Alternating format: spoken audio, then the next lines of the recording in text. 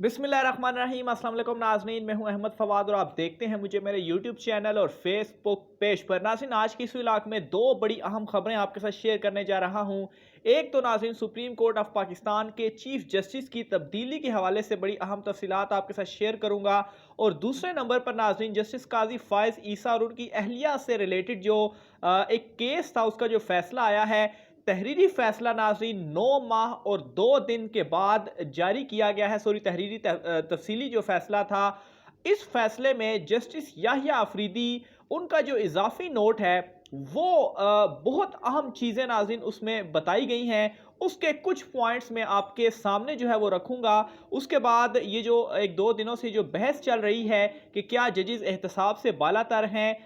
या अगर जजिस का एहतसाब नहीं हो सकता, जजिस से सवालात अगर पूछे नहीं जा सकते तो दूसरे किसी आम शहरी से क्यों पूछे जा सकते हैं। उस इजाफी नोट के बाद ये तमाम तर जो चीज़ें हैं ये आपको क्लियर जो है वो हो जाएंगी। तो मामला नाज़रीन कुछ इस तरीके से है कि 45 सफ़हात पर मुश्तमिल ये जो तफसीली फ़ैसला था 9 माह और 2 दिन के बाद जारी किया गया, और ये जो फ़ैसला था नाज़रीन वो जस्टिस काजी फ़ाइज़ ईसा और उनकी अहलिया सरीना ईसा के हक़ में सुनाया गया था। इस केस के हवाले से अगर मैं आपको बताऊं तो ये जो केस था इसका ताल्लुक जस्टिस काजी फ़ाइज़ ईसा और इनकी अहलिया के असासाजात से रिलेटेड था। और सबसे अहम पॉइंट जो कि इस फैसले में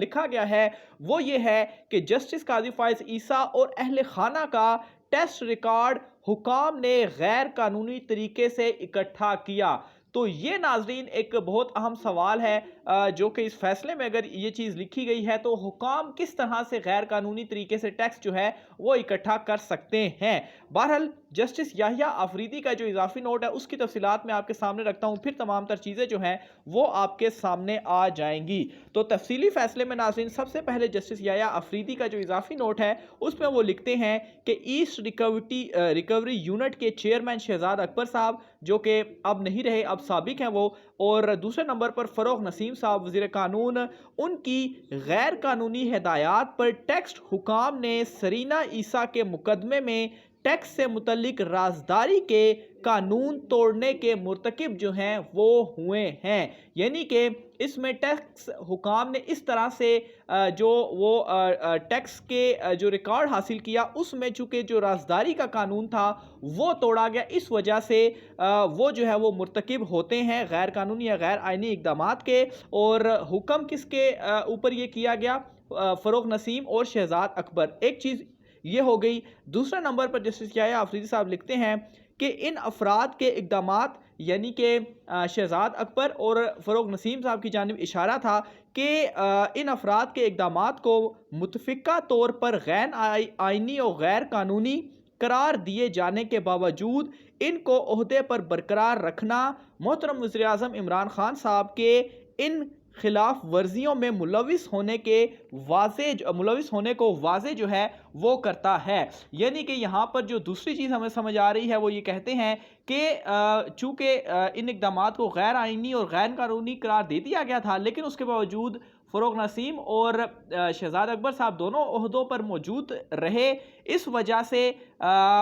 ये चीज़ वाज़े करती है कि इन तमाम तर चीज़ों में वज़ीर आज़म इमरान खान साहब जो हैं वो भी मुलविस हैं। अच्छा, इसके अलावा नाज़रीन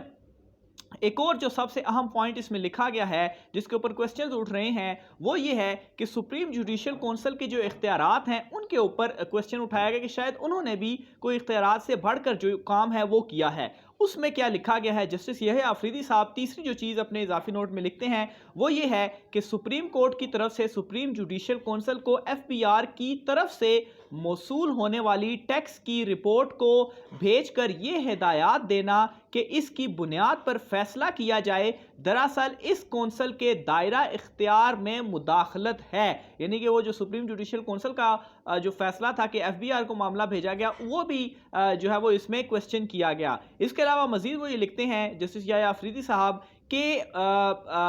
कौंसल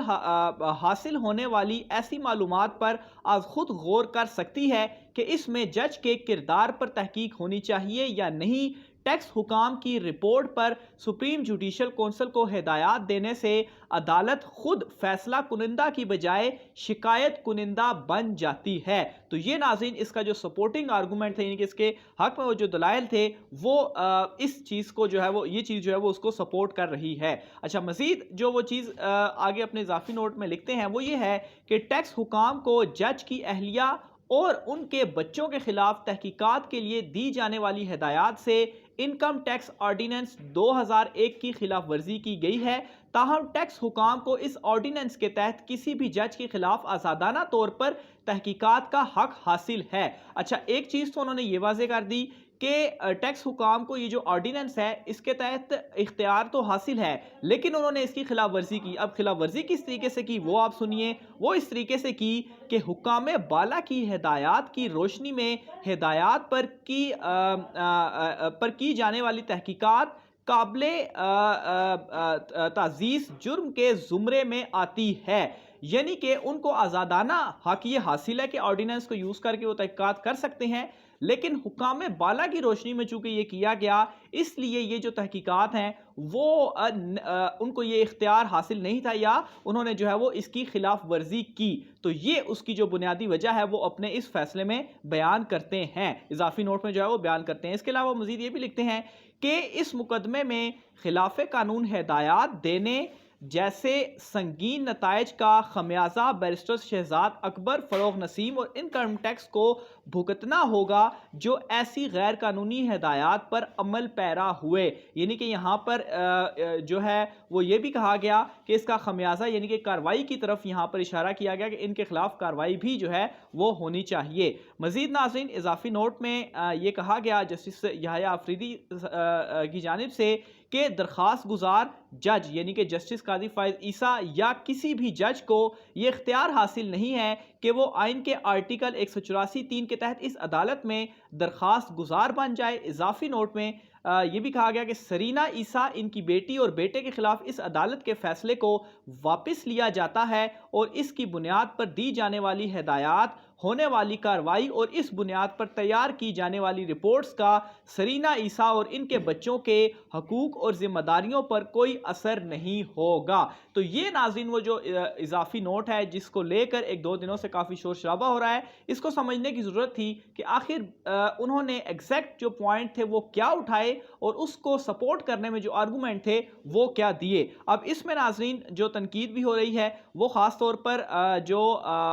وزیر قانون فروغ نسیم صاحب ہیں ان کی جانب سے جو ایک کوسچن اٹھایا گیا کہ جج جواب دہ نہیں تو وزیر اعظم اپنے خاندان کے اثاثوں سے متعلق کیوں جواب دہ ہوں۔ تو یہ صرف وزیر اعظم کی حد تک نہیں بلکہ کسی بھی عام شہری کی حد تک ہے کہ اگر وہ جواب دہ نہیں تو کوئی عام لوگ جو ہے وہ کس طریقے سے جواب دہ ہو سکتے ہیں۔ تو بالکل ایک جینوئن کوسچن بھی ہے، ایک سوال بھی اٹھایا گیا، لیکن ناظرین میں یہاں پر آپ کو اپنی ایک پریڈکشن جو ہے وہ میں آپ کے ساتھ شیئر بھی کروں گا، اور جو میری چھٹی حص بھی مجھے یہ بتا رہی ہے کہ جسٹس قاضی فائز عیسیٰ کے خلاف یہ جو معاملہ ہے یہ ایک مرتبہ پھر سے کھلے گا، اور جو ایک آپشن موجود ہے کہ جتنے بھی ججز موجود ہیں سپریم کورٹ میں یعنی کہ آلموسٹ 17 ججز ہوتے ہیں، وہ ایک مرتبہ دوبارہ سے اس معاملے کے اوپر بیٹھیں گے، اور اس کے بعد جب ایک پوری سپریم کورٹ بیٹھے گی اور پھر جو ایک فیصلہ آئے گا اس فیصلے میں ناظرین ہو سکتا ہے کہ جسٹس قاضی فائز عیسیٰ صاحب کے خلاف کچھ مشکلات جو ہیں وہ ضرور آئیں، لیکن چونکہ میں کورٹ رپورٹنگ ایک عرصے سے کور کر رہا ہوں تو مجھے ایسا لگتا ہے کہ یہ چیز ایک مرتبہ دوبارہ سے پھر سے اٹھے گی۔ دوسرے نمبر پر ناظرین جسٹس گلزار احمد صاحب جو ہیں وہ ریٹائر ہونے والے ہیں۔ 2 فروری کو نئے چیف جسٹس عمر عطا بندیال صاحب جو ہیں وہ حلف اٹھائیں گے۔ ان کا نوٹیفیکیشن جو ہے وہ باقاعدہ طور پر جاری بھی ہو چکا ہے، صدر اور ساری چیزیں جو ایک پروسیس ہوتا ہے وہ کمپلیٹ اس وقت ہو چکا ہے۔ آج سے 1-2 دن کے بعد جو نئے چیف جسٹس ہیں سپریم کورٹ میں وہ جسٹس عمر عطا بندیال صاحب جو ہیں وہ ہوں گے۔ اپنی رائے کا اظہار کمنٹ باکس میں لازمی کیجیے گا، خاص طور پر جسٹس قاضی فائز عیسیٰ کے حوالے سے جو فیصلہ آیا اس پر آپ کیا رائے رکھتے ہیں کمنٹ باکس میں لکھیے گا۔ آج کے ویلاگ سے اتنا ہی، مجھے اجازت دیجیے، اللہ حافظ۔